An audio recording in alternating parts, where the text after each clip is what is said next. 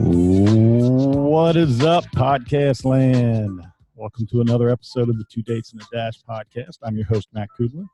And before I introduce the amazing Carlotta, I'm going to tell you this, you're going to enjoy this interview. She's got a world of knowledge. She's a former federal agent, going back to being working in federal government again. So lots of backstory, interesting stuff to talk about. So I can't wait to have this conversation with her. But before we do a little housekeeping. We are at the amazing Yellow Jacket Media Studios here in bustling Willow Grove, Pennsylvania, just outside of Philadelphia. The show is brought to you by E4 Strength, my company. When you're an entrepreneur, you can sponsor yourself, which is always the fun part. So E4 Strength, e4strength.com is the website. Get a chance to go check that out. We own, manufacture, and invented. We have several patents on our technology, a piece of equipment that allows us to do things to the human body that no one else on the planet can do, which is a really cool thing to have that kind of uniqueness in the marketplace. So we're excited to be sponsoring the show and just really helping people get stronger and do it in a more safer and healthier fashion. So e4strength.com. The podcast, Two Dates and a Dash, you can find it everywhere. If you would do me a big favor, go on to whatever platform you listen to podcasts and rate and review. Give a shout out to a guest or me or give your thoughts on the latest episode. That'd be fantastic. So, Carlotta, how are you? I am fine. How are you doing today? I'm phenomenal. I am totally phenomenal. It's a real crappy day here in Philly. It's pouring down rain. And traffic in Philly sucks to begin with, and it sucks even worse when you add precipitation to the factor. So I apologize for being a little late tonight, guys. But that's the marvel of technology. We can do it whenever. So let's talk about you. Let's talk about everything about you. And I gave you a real quick heads up right before we went live on how the show goes. And anybody that listens to the show regularly knows that I ask one question, and that one question is always, who is the guest name? So I'm going to give you the same opportunity because what I may have read about you may not be how you feel you are and how you would describe yourself. So I like the guest to always answer this question first, and then we sort of go from there and wing it. So who is Carlotta Franks? Wow, that is a huge question. But first, I want to take out the time, Matt, to say thank you for allowing me to be here. It is an honor. And that's a huge question. Who is Carlotta Taylor? Well, I am a young lady who is steady growing. I've overcame a lot in life, and I'm still learning. I thank God for the strides that I've made, and I just want to be of service to other people. Anything that I learn, I want to be able to pass it down to help other people, catch up and not have life be so difficult and hard. Because a lot of times I'm learning now that when people go through trauma in their youth, they grow up and it bothers them in life. Sometimes it traps them. So I want to be that person that help people transcend through life, letting you know that you can walk and live in your purpose and you can transcend and overcome your adversity. Wow. That was intense. I like that. That was good. I would have not been nearly as prepared for that answer if somebody had asked me the same question. I ask it every time, and I don't think I've ever answered that question. Actually, I did. I was a guest on my show, my own show. I had someone interview me on my show. And my answer was not nearly as eloquent as yours. So well done. So let's start with the low hanging fruit, the easy stuff, just to get warmed up here. You have a lot of different varied backgrounds, and we talked about it before we went on the air, is that we have a lot in common. I've been a cop for 26 years. I'm prior military. I'm a speaker and author, podcast host. We have a lot of the same. We check off a lot of the same boxes. So let's talk about your law enforcement, federal law enforcement career. Let's get into that. Just talk about why you got into law enforcement and all that, and then we'll sort of just figure out where we go from there. Okay. I also caught that you were in the military as well. So was I. Yep. So I actually thank you for your service. Thank you. Thank you for yours. I actually joined the military because I was in college. I was a college student. And by this time, I didn't have a place to stay. So I was practically homeless. So going to basic training pretty much saved my life, gave me a place to stay and food to eat and shelter. So I joined the military. And once I got finished with basic and AIT from Fort Leonard Wood, Missouri. Hey, that's where I went.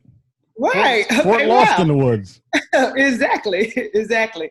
And once I was through with training, I had to come back to Mississippi, and once again, really didn't have a place or a home to live to. So it was kind of like I was just like, where to start.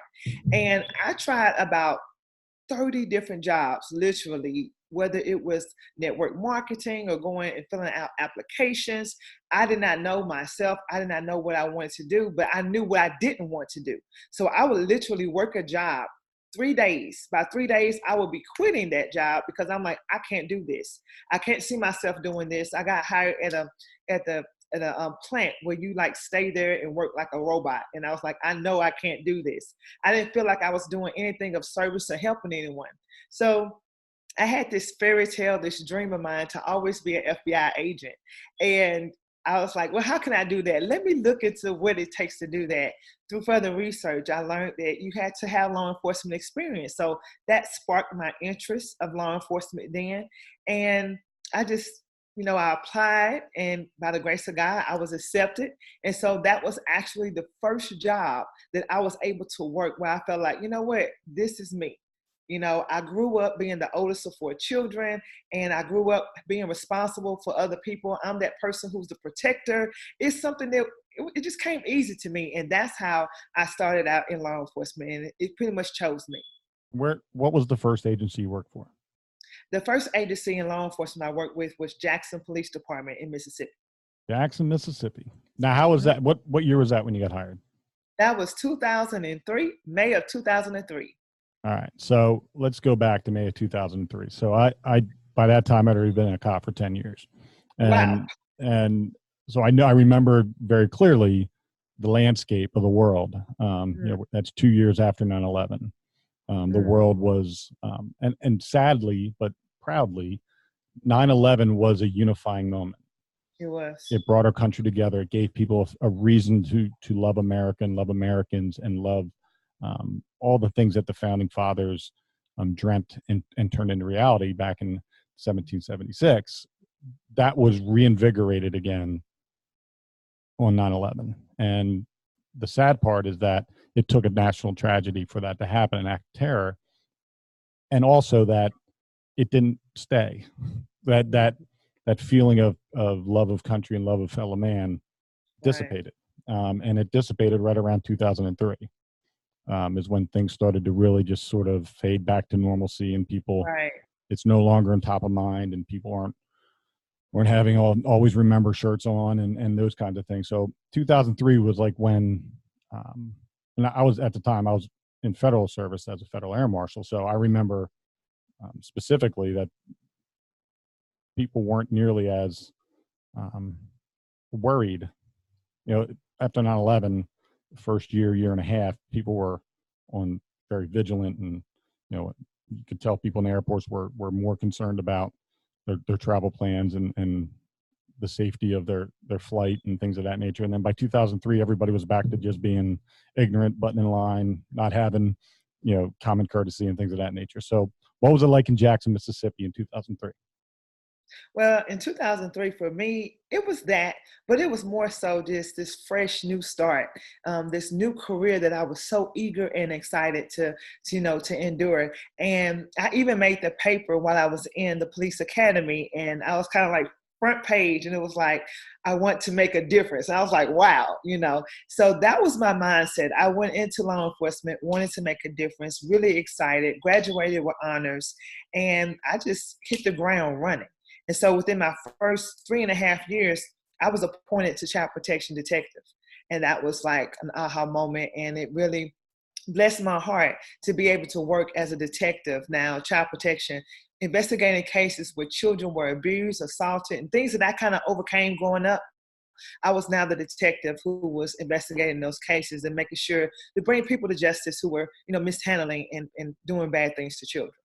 Well, you teed this one up for me. We're going to make a sharp left and get directly out of law enforcement and go back to your childhood, because I don't do a whole lot of research on people because I love to have the newness of knowing somebody for the first time. I did read your front page of your website, and I'm aware you're an author and all those things. But the depth of what you went through, I have very little knowledge of. So I think it's going to be great for me and for the listeners to really just hear for the first time what you went through. So you mentioned that the aha moment when you became a child protective service detective and that you were investigating crimes against children. I know for myself, I for a very short period of time, I was a detective dealing with child assaults and things of that nature. And I literally had to get out because I was going to bash the heads in of every single person that I came in contact with. I just didn't have the mentality to work through those cases in a systematic way. I was way more emotionally involved than I needed to be. So I had to get out. But let's talk about your youth growing up. And I'm assuming you're from Mississippi.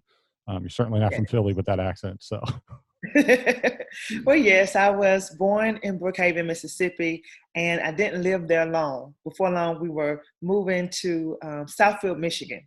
And so I lived there for a few years, exactly. And we had to move back. The reason why we had to move from Southfield, Michigan, because when we were there, I was in the protection of my grandparents, Ann and Fred Taylor. And we lived there. Life was grand. I was there. It was me. Not too long after, 2 years after, it was my little brother. I grew up there like 1, 2, 3 toddler years, right? And so everything was fine. I remember love. I remember peace. I remember Christmas lights, the snow.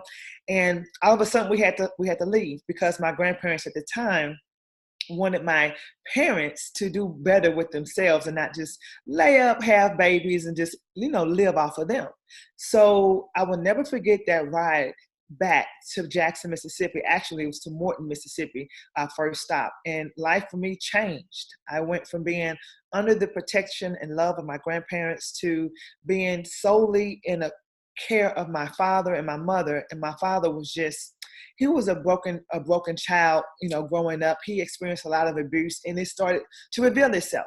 And so I remember my first whooping and it was horrible, but it went from being hit too hard with belts to being punched in the face daily, kicked in the stomach, hit in the head with boards and broomsticks and a lot of other things. And it was daily. Black eyes, going to school wearing black eyes, broken arms, busted lips. And before long, it caught the attention of Child Protective Services. And my brother and myself, we were placed into custody, placed into shelters, foster care. And then it was this cycle of going from home to home to home, even back to the home that actually initiated the abuse. And so we suffered abuse in several different foster care homes. One of our foster care parents fed me and my brother hog slop for our food. And it was just a lot going on. We were called names, picked on all the time. So I know what it's like to be bullied and all of that. And I counted 26 different schools on my transcript from kindergarten through high school that I was moved around so much. And when I started to realize and started growing up in life, I started realizing that God did not allow me to go through all of that just to say, I made it and just to keep going. Because for foster care, once a child is in foster care and moved around so many times, they are deemed not to make it in life. And my story is so ironic because it's not just about me, but my brother. We grew up doing the same thing, going through the same processes. He took the path of being a convicted felon in and out of jail, that person, where I took the path of being in law enforcement and striving and reaching beyond the break. But even now, he's working on bettering himself. He's cut that out. He's finally, and I thank God that he's finally getting it, but he's well over 30. And so that's why I want to give back. That's why I give back now. That's why I went into sharing my story. That's why I went into, being of service and helping others. So that's how life was for me back then. Wow. First of all, God bless you for enduring that and coming out with such an amazingly positive attitude. It's I've seen my fair share of cases similar to yours. And I always wonder two things. Number one, how can a parent think and do those things to their child? I have two children, one's 21 and one's 17. And mind you, I believe in whooping our ass when it needs to be done. Don't get me wrong. But I also know that there isn't a single ounce of me that doesn't have undying protective love for them. And it's this innate, it's like it's wired in me. So for me, I just assume that everybody should have that same wiring inside of them. But it's very obvious, not just with your case, but hundreds of thousands of others, that it's not, they're not wired the same way. And it is people who abuse 99% of the time were abused. And it's the systemic cycle of that they can't get out of. And it's almost like it's not no other choice. You can teach a kid to love, but you teach a kid to hate too. And like, you're not born with hate in your heart. It's something that is learned, whether it's prejudice or bias or cultural hatred, whatever it is, it's learned. It's through experiences and moments in your life. So for me to see you come out with the direction you took, because your brother's is probably the one that more often than not is the pathway people go down. Right. What was there has to be a moment in your life where you said, no more. I'm not going to continue the cycle. I'm going to change. Was there a definitive moment that you remember this is when that happened?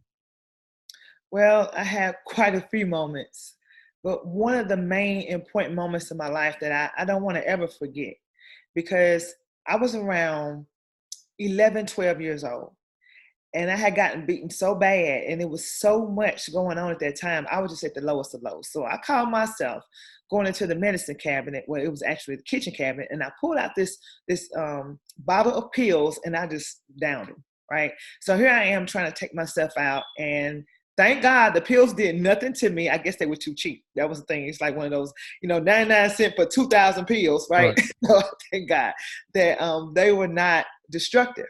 However, I was so low at that point, and I just prayed, and I was just like, Lord, like, what is it? It's like a real self-check. I don't want this to be my life. And you spoke it earlier about how it's passed down. Yes, it was passed down. I really thought my parents had kidnapped me, because my dad used to beat us so bad. He would stuff the doors with clothes and the window sills with clothes to make the house soundproof, because we had a police officer that lived right next door that never said anything, never did anything, never came to check on us or nothing. And at that moment, it was like a defining moment. A peace came over me that day. And it was like God was just letting me know, my spirit was letting me know, you're going to be okay. One day you're going to be out of this. Just hang on. Just hold on. And I didn't know what hold on meant. I just knew in my heart, I knew in my mind and my soul, I knew everything in me that I was going to be okay. I just need to tough it out. I had another moment where in life, it was like, okay, I know I don't want this to be me. I always felt like if I ever had a child, first, I didn't want kids growing up. Like, I didn't want them. And I have 3 now, but at first I didn't want children. But when I had my daughter, it's like, it was just in me. How could a parent, how could you, even if I was abused, which I was, I wouldn't dare want to put this on my child, because I wouldn't want to pass that down. And sometimes I think if you don't think far ahead and think about how your actions are going to play out, if you don't think about the future, see, one day that child is going to have to grow up, and you're going to have to face that moment of life, like, why did you treat me this way? And I never wanted that to happen. I thank God that I was able to see myself not being that person. But I vowed to just not be that person. I didn't want to pass that trait down. But I think the main thing is keeping things secret. See, it was a closet secret that my dad, he had his fair share of being tortured as a child, even molested as a child. Those were secrets nobody wanted to talk about. But me, I'm the person in my family that's, I'm going to just put it out there. This needs to stop. And I think by doing that, just opening up that closet and cleaning that closet and just making yourself accountable, I think that has a lot to do with passing down a different change. So like my children know, you don't treat children this way. They are very grateful they're not abused and, had to live through what I lived through. And I thank God they see that. They even tell me now, Mom, I don't know how you did it, because I wouldn't have made it, but at least they know. And so I want to pass that down. And even now it's causing, my father, he's getting on the train where now he's looking like, you know what, I'm glad you did this. At first it was not an easy thing for him to read, reading my book and reading about my story and how I had to let him know it's not about you, Dad. It's about other people, other children that are out there that are being abused, even the abusers. Why are you abusing a child? Foster parents, why are you abusing the child? You signed up to foster and protect. Why? But because something's going on in that closet, in their mind of theirs, that they knew they was treated a certain way. They think they can get over on people. They think that they can mistreat those who can't don't have a voice for themselves. So why would people do that? And so my thing is I want to share my story to help people know the importance of it. And it's got to stop somewhere. So I just want to do my part. I might not have all the answers, but I do know by sharing my story, it's going to help those. It's going to help somebody say, hey, I need to change. Or either I won't go in that direction either. I got a bunch of questions. So because I always, as a cop, I want to find the story. I want to find the causation, the evidence, how do we fix this problem? And you haven't really mentioned your mom much yet. That your father was the abuser. Where was your mother in this family dynamic? And was she abused as well? B, was she an active participant in your abuse? Or C, was she a quiet facilitator because she didn't do anything to stop it? And you guess what? You hit the nail right on the head with you been having that investigative brain of yours. You were right on the head with C. She did not want it to happen, but she didn't do anything to stop it. But she had a lot going on. My mom, she suffered a lot mentally. My dad was, when I say overbearing, I mean overbearing at the time. Drugs was even involved. Food that was in the refrigerator would get taken out of the refrigerator and taken back to the store for drug money. Our Christmas toys were pawned for drug money, and abuse. Now, my dad never really just physically abused my mom like he did me and my brother, who are the oldest of the 4 children he had. But my mom was there, and I never understood it.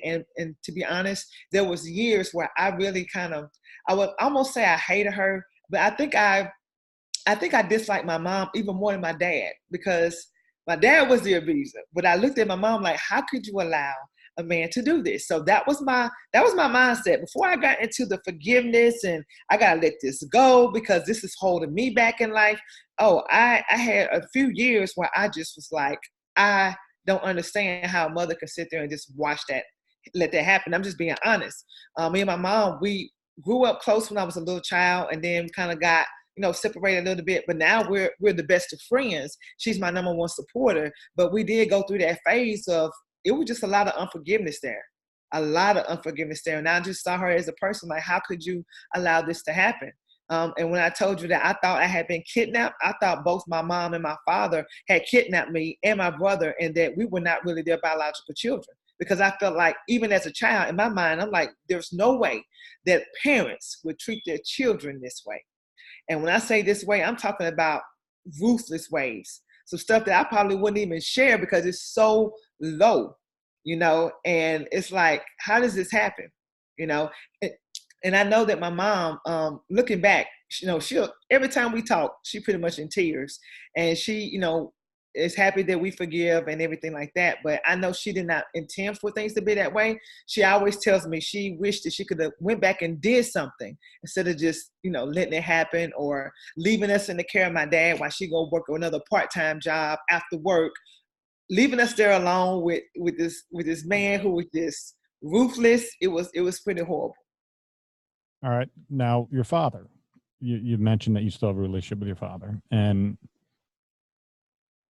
I come from a little bit of a different background where my dad left when I was 9 months old and really just never gave a shit. Like I wanted him to. We would have visits, and he'd pick us up, drop us off at my grandmom's house, and then pick us up on Sunday to take us home. That was our visit. And so he wasn't an abusive man. He wasn't a mean person. He didn't say bad things. He just didn't give a shit. And that was what, the same question you ask about how can a parent do the physical violence to a child that they created. I asked the same questions of, why doesn't my dad love us when we're not doing anything? We didn't do anything wrong. And so I get the why questions, and not, as a kid, not coming to terms or understanding the gravity of life and what could be going on in someone else's, the parent's life and what they went through and how that plays a role in how they interact with you. But your father, I would have a very difficult time forgiving. I'm a grudge holding son of a bitch. and I hold stuff, and I've learned over the years, I'm closing in on 50 here, and I've learned over the years to to forgive, but I can never forget. And how did you get to the point where you were able to have a place in your heart for the man who tormented you and the woman who allowed it to happen? Mm, that is a really big question, and I will do my very best to answer it. It was a process, and it wasn't like, okay, I forgive you, and that's it. It did not happen like that. I attempted at forgiveness for several years. And I would say to myself, I forgive you. I would say to them, I forgive you. But guess what? It was still something there. It wasn't until I allowed myself to share my story with really close friends, family, and I allowed myself to go through these emotions and really let it out. I remember seeing myself in the backyard of my first house and just crying out to God, screaming. I was literally just yelling at the top of my lungs. Why? Going to conferences and just really letting it out, like wailing it out. I had to let go. And then when I put things in proper perspective, as we said earlier, it's really with abuse being handed down. You know, my dad being abused when he was an infant baby, burned with second-degree burns at 2 years old. There's some rumors here about foster. He was adopted. We don't even know like the whole story. He doesn't even know who his biological mom is for fact. So it's a lot of things there that can carry on into his psyche as far as why he did what he did. I still will never understand it, but I had to get to a place where I had to look at what he's been through. And even though I don't understand it, now I'm not saying I understand it, but I had to like really go there and try to put myself in his shoes, even though I do not understand how he did that. I had to say, you know what, I have to let this go, because holding on to that, moving forward in life, I would say when I got close to like 30s, early 30s, I couldn't just hold on. It was like holding on to a garbage bag full of tons of stuff, and I'm just trying to carry it around everywhere I go. Even with my mom, I just felt like we could never get close. I felt like she was not my mother, a person I needed to be active in my life. And for a long time, that's just what we were. I had to let that go. And I really literally had to just put it in God's hands and just focus on me, get it out, tell my story. And I started just using it as an inspirational spin. Like, why did I have to go through that? Well, evidently, it wasn't just to say I made it through it. Why did God allow me to go through that? And I lived through that. Now, with me being a detective in child protection, also being a robbery homicide detective, I have worked several cases with children. I worked cases where children were hit in the head one time, and that was the end of their life. So for me to go through all of that abuse and with my parents and even foster parents, why did I make it out? So once I started, it's like I had to just see things differently. I made it out to help other people share my story and to stop, to put an end to this stuff. So that's what really started to get it for me. And even now, it's just the way I see it. I choose to see that, I was like a sacrificial lamb, I would say, but I feel like I was made for this purpose. That's the way I choose to see it. Did you write the book first and then come to that understanding, or did you come to that understanding and then write the book? Came to that understanding and then wrote the book, because the book is a product of procrastinating for over 10 years. Because I was that person who was, I'm gonna write a book. I think I've been speaking about, writing a book and having my own nonprofit for foster youth ever since I was in high school. And I really started talking heavy about it around 2007. I would go to church and um, evangelists and prophets would prophesy over me, and they would literally call it out like, you're going to do this and this has happened to you. And I'm like, how in the world did they know this? But I know that was confirmation. And I knew I was supposed to write the book, but I would keep putting it to the back burner, just chasing the next promotion, going after my next degree. And finally, at the end of 2018, it was like, you got to stop procrastinating. You got to get the book done. And so what I did was I put in my 2 weeks notice with the federal government, and I got to write, and I just focused solely on that. That takes gigantic balls. Number one, congratulations on that, because I am the complete opposite of that. What I do is I take on as many different things as I can possibly take on in my life at one time, and probably not do any of them great, because I have so much at. My wife and I have been married for going on 25 years, and Um, Congratulations. Thank you. And we made an agreement that I was going to be the worker. She was going to be the one that stayed home. And she works her ass off, but she would stay home and raise our kids and made sure that our kids had love and a constant in their life. And so for me, I didn't have the ability to stop working because I'm the the financial supporter for our family. And so I just add on things to my shoulders. And I wrote my book in 2006, and I wrote the book first. The book was almost like a divine intervention in my life. It was a moment that got me to let it out, which then turned in. I wrote 26,000 words in one night, and then that became the foundation for the book that I wrote about.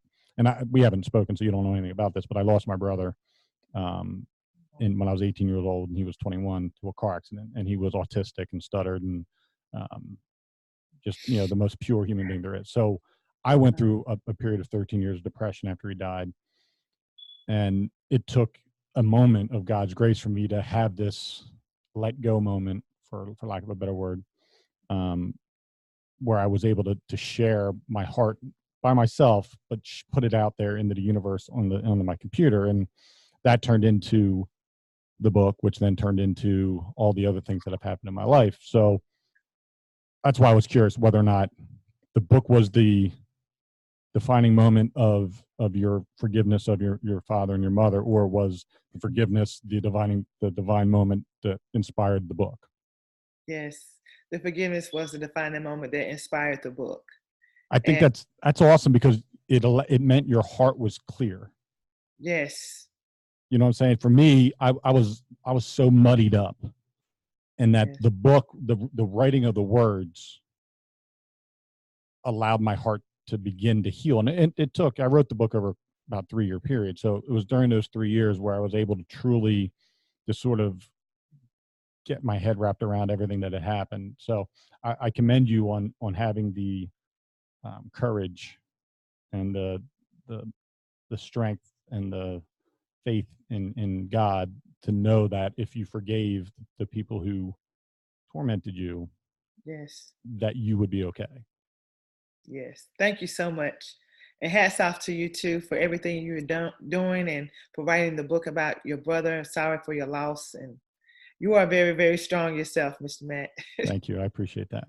So we've covered the abuse. We've covered your mother and father, and their complicit nature in that abuse, whether it was active or as a bystander who did nothing.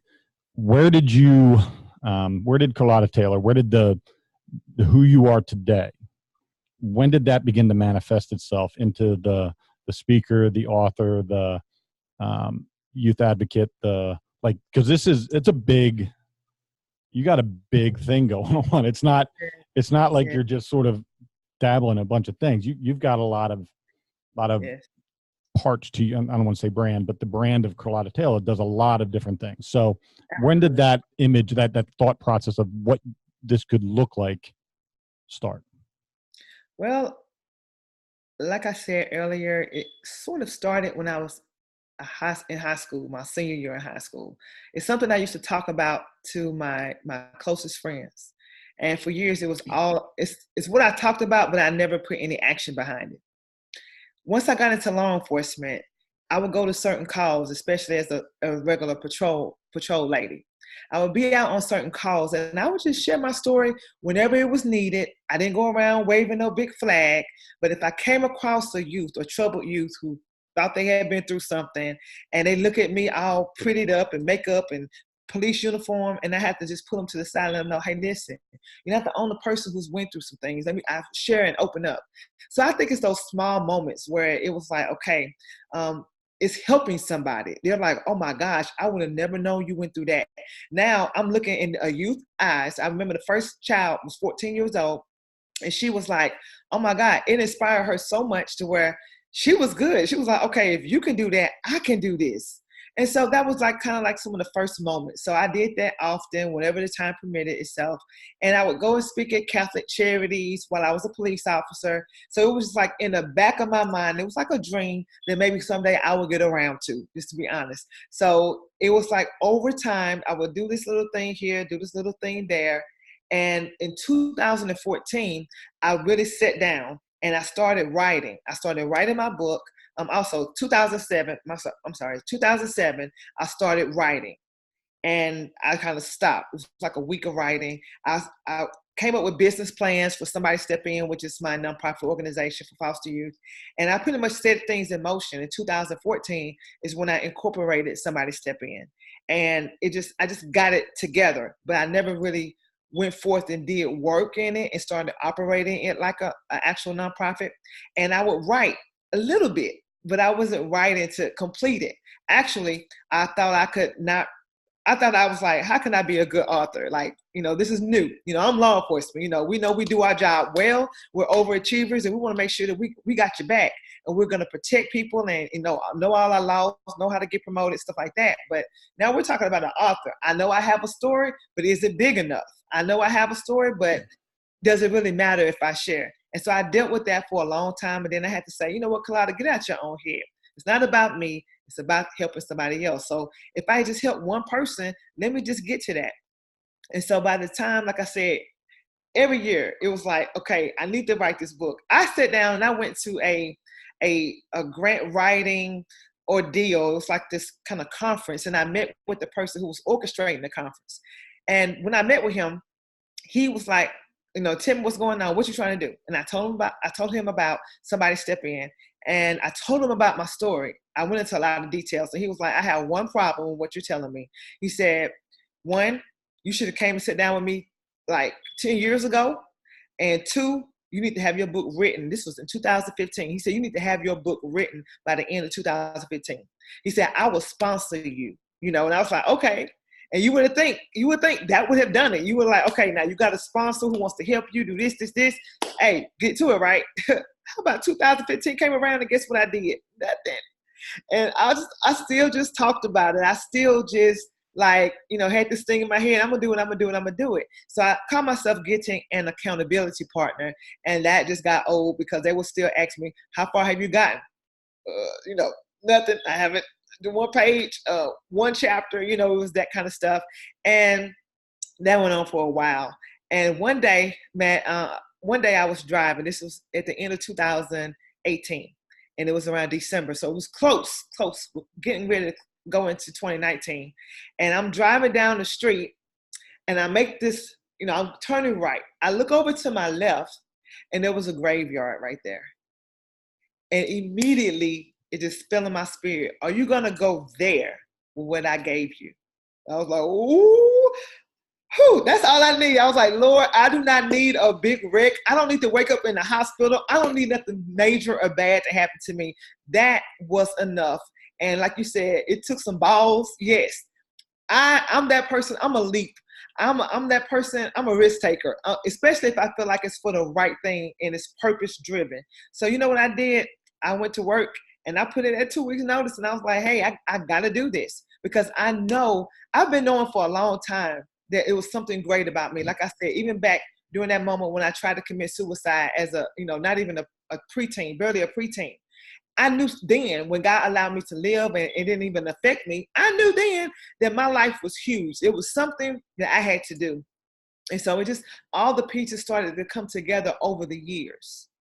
And now I'm glad I'm here, and I'm just like, God, you got to put me, whatever's next, God is going to, orchestrate my steps, as long as I do my part. And so I'm just excited about what life is, going for me right now. I'm really excited for Somebody Step In. Like right now, we're running a toy drive, and it's really, really, it's amazing just to see your dreams really come to life.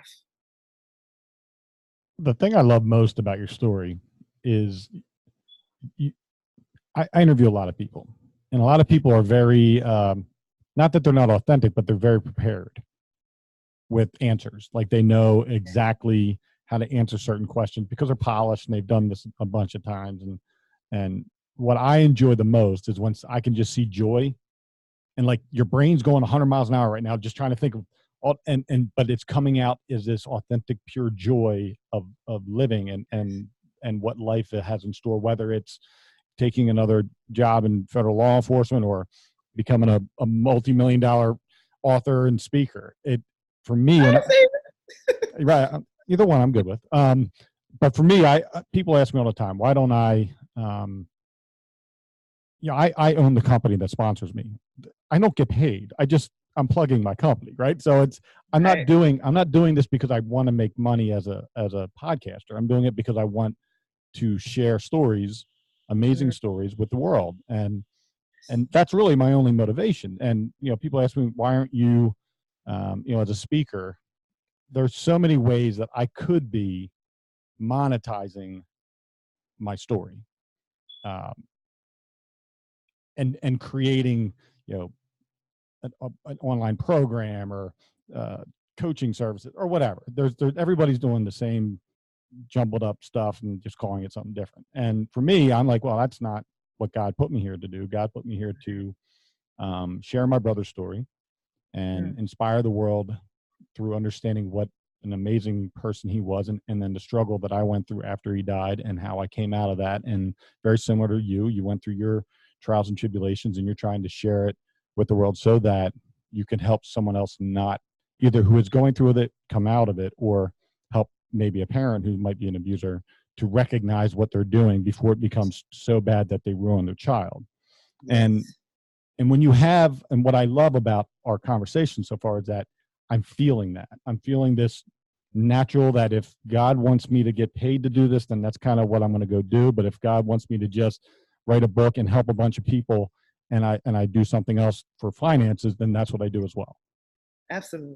And I think that's the best part about this conversation, is that, and not knowing you for even other than an email and a couple texts saying I was running late, we don't have any history. So I don't know you, and I don't know anything about your personality. I don't know anything about your drivers or motivators. And what I've gotten out of this 42 minutes thus far we've been on the air is that you are a purpose-driven, God-inspired woman who simply just wants to end someone else's suffering or stop suffering from occurring. Yes, that is it. You did that. I'm going to have to use that one. I love it. I felt it, and you're absolutely right. Yes, sir. I appreciate you being authentically you and not having, and it's not to say that I don't appreciate the hustle of people who are out there grinding it and turning their ability to speak into a financial opportunity. I get it. I don't begrudge anybody for doing it, but what I truly personally enjoy is having a conversation with somebody who just simply wants to make the world a better place using their life experiences to help someone else navigate their own. Yes, thank you so much. And let's talk. Go ahead. Sorry about that. Oh no, you're fine. I said I'm just honored to be here, and thank you. My pleasure. Let's talk about your book, the title, where people can get it. Let's talk about your website. Anything that is going to drive people to learn more about Carlotta Taylor and all the amazing, your nonprofit, anything you want to share. Let's talk about that. Absolutely. So my book is titled No More Flinching: 5 Steps to Overcoming Adversity. That's No More Flinching. You can find No More Flinching at Amazon. I prefer you to get it from my website, which is www.carlottataylor.com.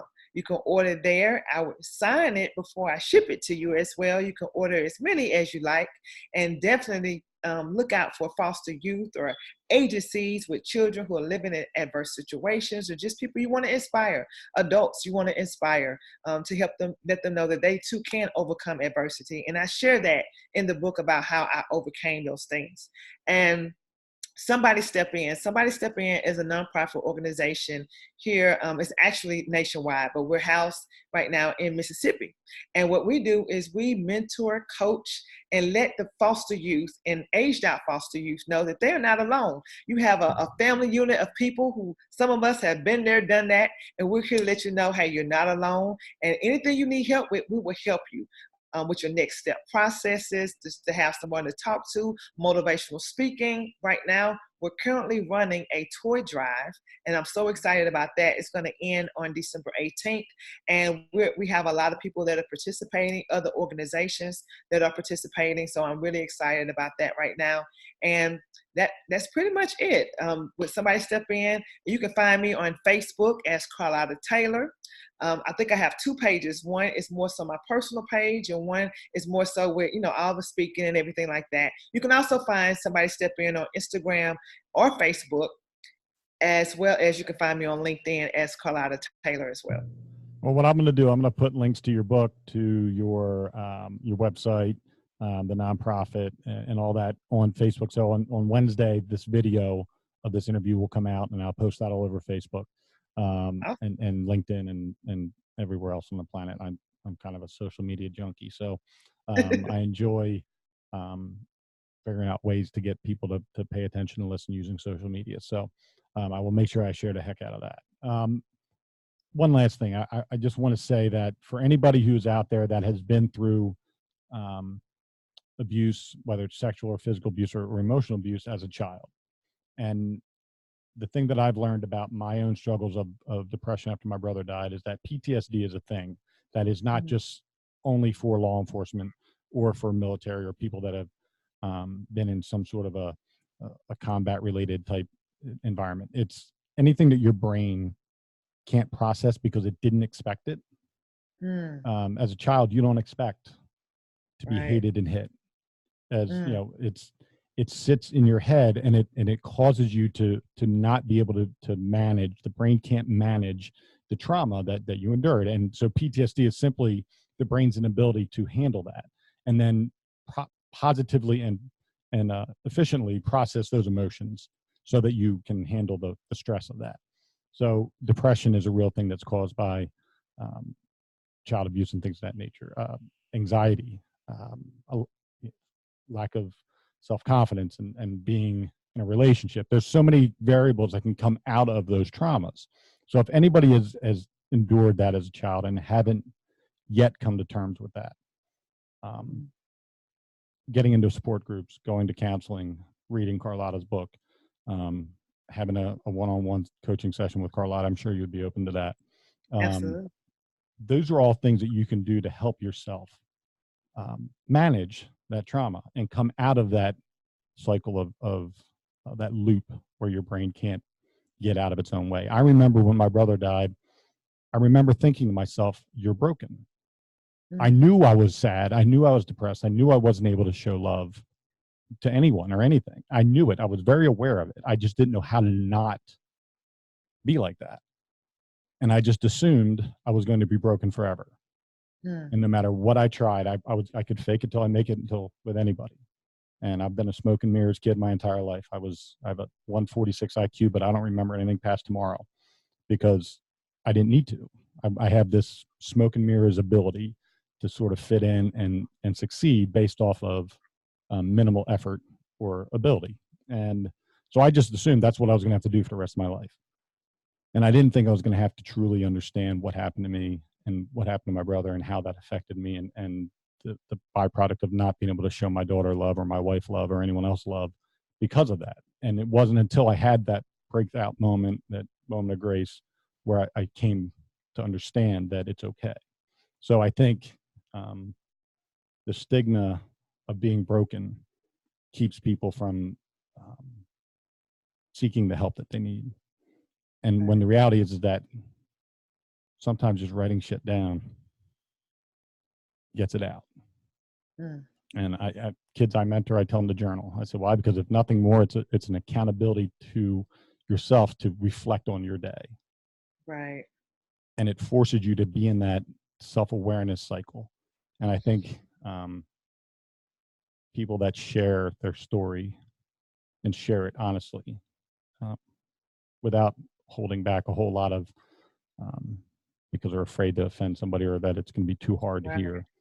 Those are the people that have the most impact in the world. And I think you're one of those people, and I appreciate you for coming on the show and sharing your story with my listeners. And I think it was a very inspirational and informational episode. Thank you so much. I'm so honored. Thank you for the opportunity.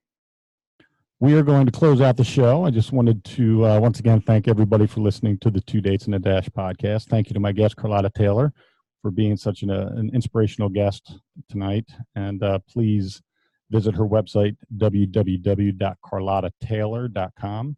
You can get a copy of her book. Everything she's involved with is going to be on that website. And please get a chance, go on whatever podcast platform you listen to and rate and review the show. All right, everybody, God bless, and go out and be kind to one another.